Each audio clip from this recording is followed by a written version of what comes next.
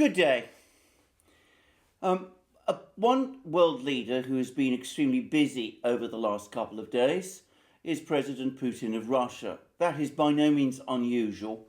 If you follow his website regularly, you will see that he is an extremely busy man and that he has many meetings with all sorts of people.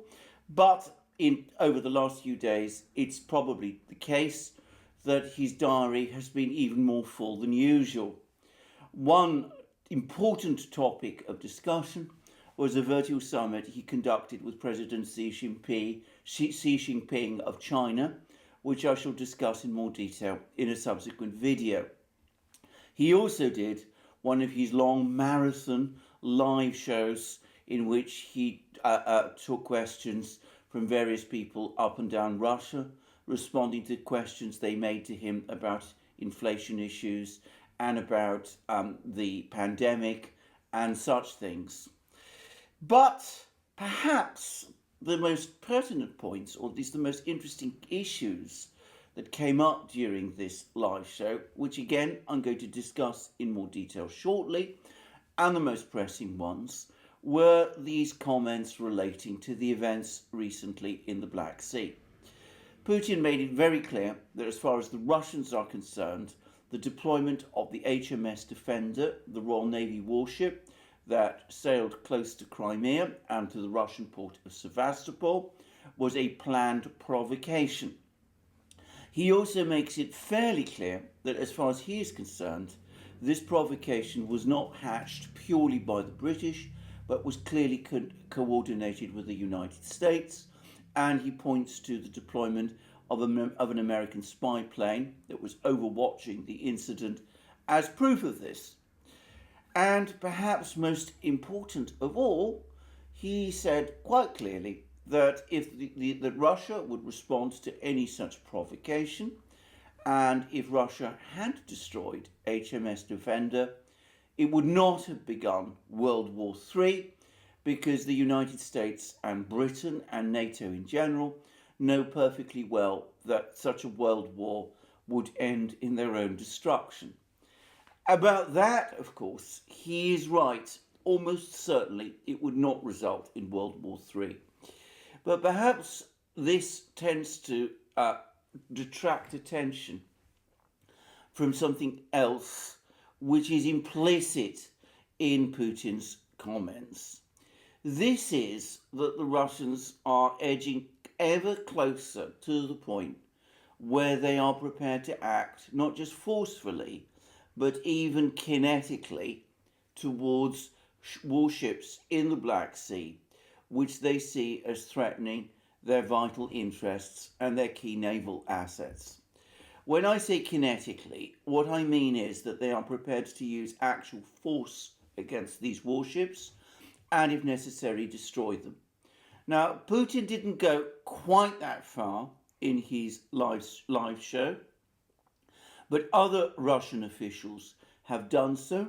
They have said that if similar escapades or provocations are tried again, then the Russians are prepared, if their red lines are crossed, to act forcefully, and that would include sinking a NATO warship that takes an action of this kind. Now, I would add that these very hardline comments, which have been coming from Putin and from other Russian leaders, reflect a general sense of anger within Russia itself, with a large number of commentators there actually criticizing the Kremlin and the Russian government for the fact that they did not actually attack and act to destroy the HMS Defender. Now, in saying this, one is always conscious of the fact that Westerners have a great difficulty grasping the fact that Russia has a public opinion, and that public opinion can often take a much harder line than the Kremlin itself does on security and national defense issues. Yet anybody who has interacted with the country at all knows that this is true.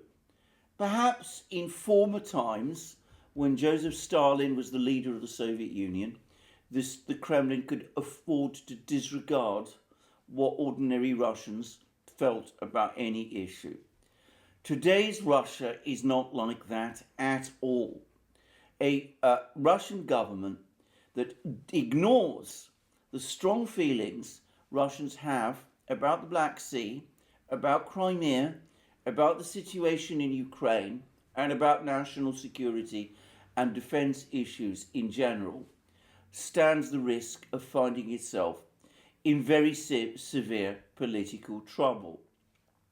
Just as there is public pressure on Western governments on defence and foreign policy issues, the same is true of the government of Russia also.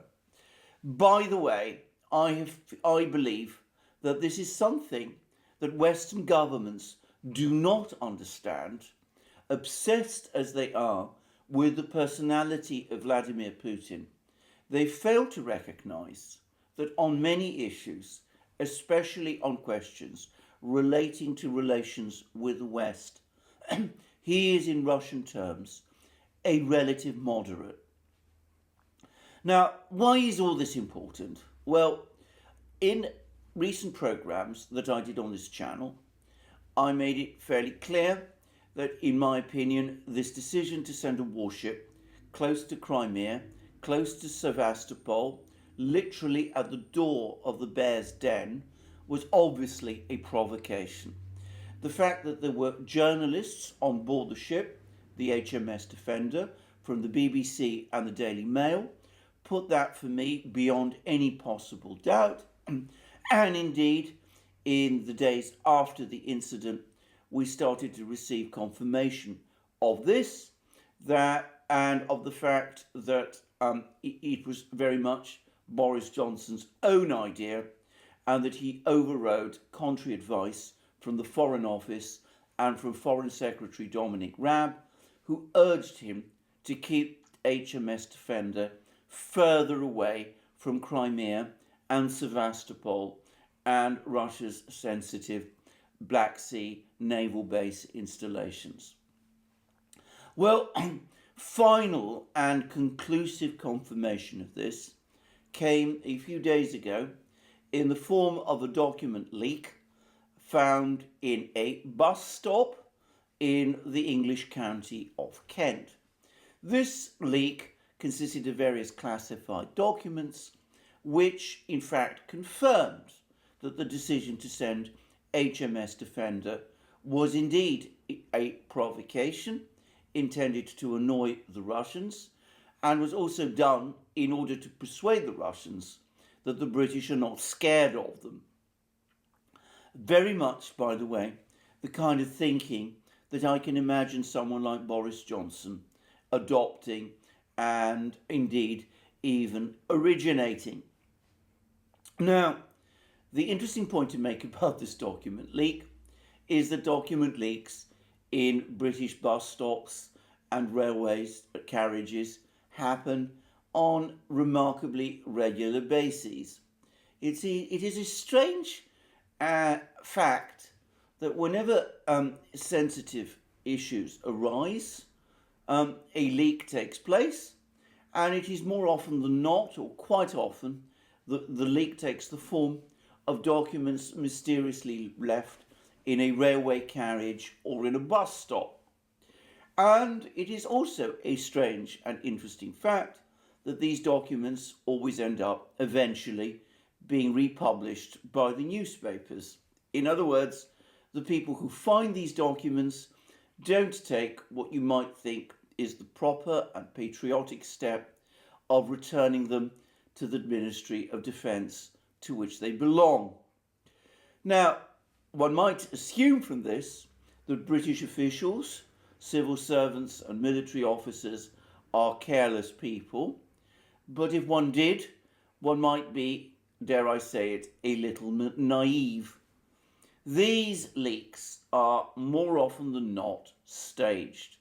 It's a classic way in Britain of releasing sensitive information to the public to arrange for documents to be left in railway carriages or bus stops so that they are collected by the media and are republished in a way that does not embarrass anybody directly important.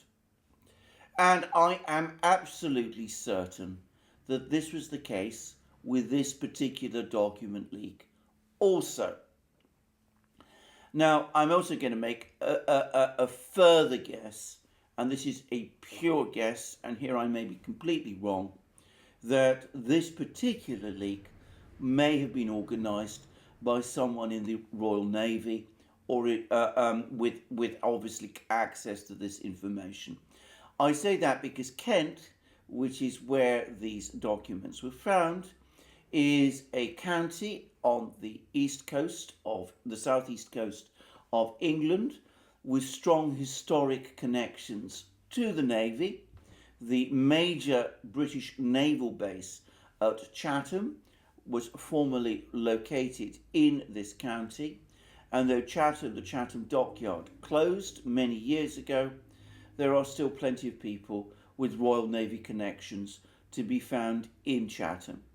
So this, I suspect, is a step taken by some people in the Navy, or at least if not in the Navy, within the British defence and political establishment, to disclose the fact and put beyond doubt the fact that this was indeed a planned provocation of Russia, and I suspect that the reason they did that was in order to alert the British public to the fact and to highlight the enormous dangers that follow from this kind of policy. Well, that is in itself perhaps a little encouraging. It shows that there is some pushback within the British government or political structures against this reckless policy of provoking the Russian bear. But unfortunately, there is very little sign either that the British government or that NATO in general is taking this message on board. We've now had another incident with a Dutch frigate, which was also operating in the Black Sea. Not quite as close to Crimea as HMS Defender got, but quite possibly heading in that same direction. It too was buzzed by Russian aircraft and fighters, and also apparently suffered damage to its sensitive electronic equipment, which strongly suggests that it was subjected to some form of radio jamming. The Dutch have complained to the Russians about this, saying, rightly, that their frigate was in international waters, but also failing to explain why their frigate was operating in the Black Sea at all.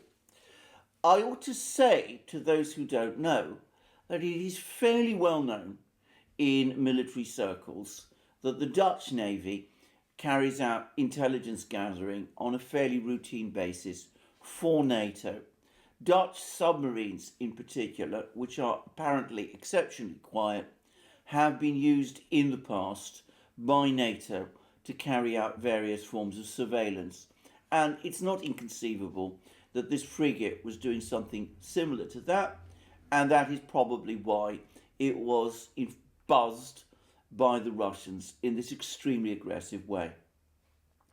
But of course, the incident with the Dutch frigate is not the stop of this, because as I am talking, there is a naval exercise staged by NATO also going on in the Black Sea, with Russia's Black Sea Fleet active in monitoring every step that it is taking, and with Russian aircraft, including Sukhoi 24 bombers, overflying these aircraft and carrying out intense surveillance of their activities. So it is a fact that instead of drawing back from these increasingly foolish and reckless actions in and around Crimea and the Black Sea, people in NATO, or at least some people in NATO, seem for the moment to be escalating them.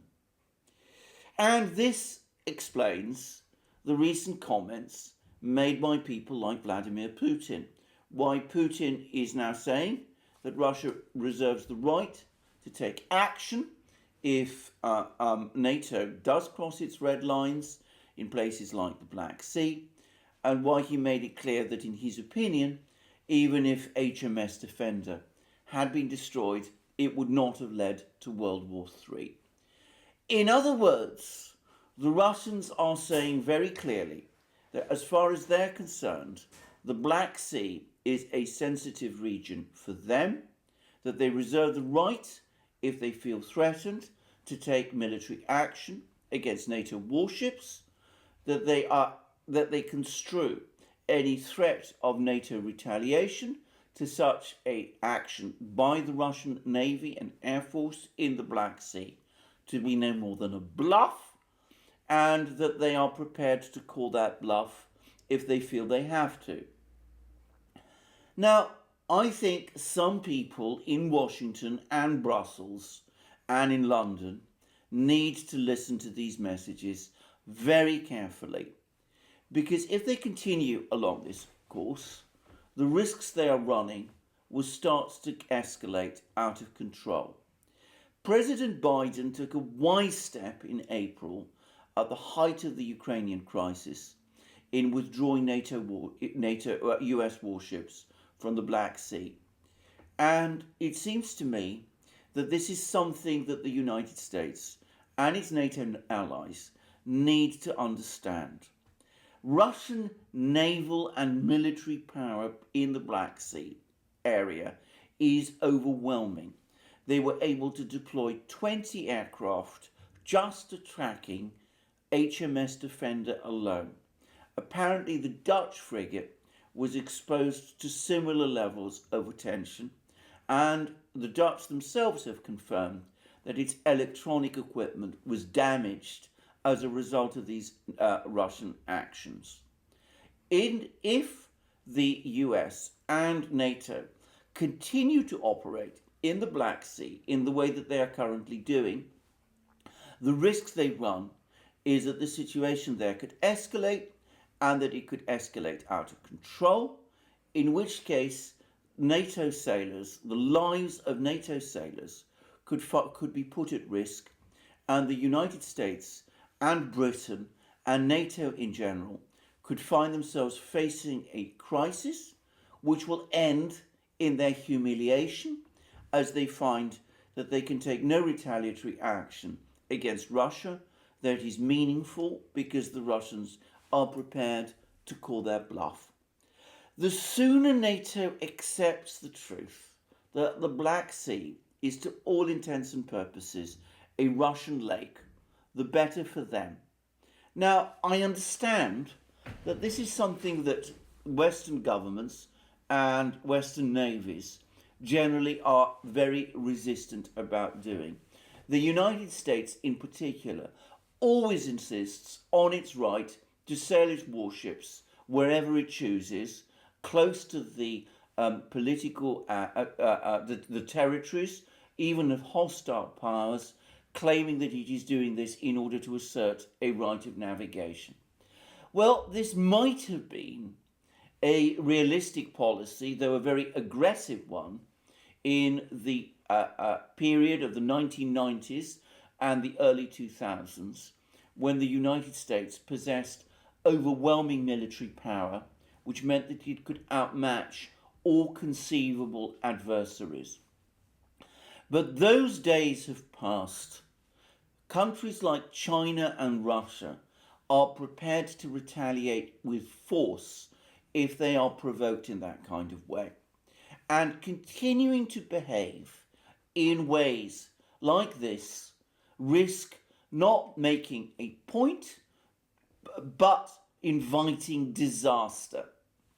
And the United States would find that that kind of disaster, of having US or NATO warships sunk in places like the Black Sea or the Arctic or the Sea of Okhotsk, or in the case of China, the North or South China Seas or the Taiwan Straits, would be a disaster for itself.